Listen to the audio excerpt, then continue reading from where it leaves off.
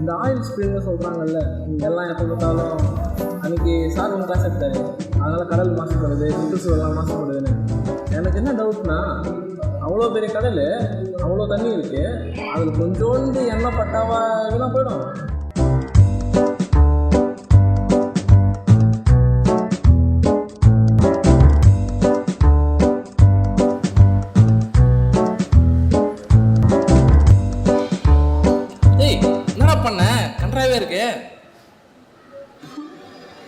ஒன்றும் இல்லைடா மாப்பிள்ள, கொஞ்சோண்டு சாஸ் கலந்தேன்.